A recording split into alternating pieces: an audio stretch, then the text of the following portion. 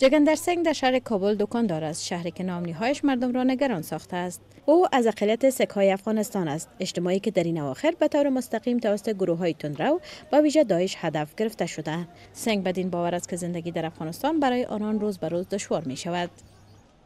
این حادثه که شده واقعیتش که هر جایی که هر حال و هر جایی که هست دلشکسته شده. نمیفهمم چرا. بخصوص عام است، مگم این نیست، فرقه نیست. مگم بادی که جز می باشه ما کار نداریم به این چیز که جز می باشه از بین میره. مگم شکستگیم بعد ما کدام دکان اگر هر چی داشتیم ما از دست ما رفته. این ملک اگر این تو جنجالای باشه این مردم درس از درس و شکاش میمانه و من نیم نان قناعت داده نیست یک نان میرن چی میکنه.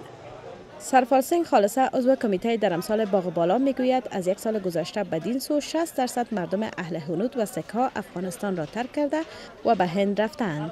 سنگ میگوید حالا در افغانستان حدود 140 خانواده اهل هنود و سک باقی مانده است. حدود 3 ماه قبل در حمله بالای گروه اهل هنود و سک‌ها در ولایت ننگرهار نزدیک 14 تن آنان جان باختند. در این حادثه اوتار سنگ یگانه کاندید اهل هنود در انتخابات پارلمانی ولسی جرگه نیز کشته شد. یک ماه قبل یک باشنده اهل هنود به نام صدنام سنگ در نتیجه تیراندازی افراد نامعلوم در ولایت هرات زخمی گردید. در این حال وزارت داخله میگوید به خاطر تامین امنیت اهل هنود و سک‌ها توجه خاص دارند.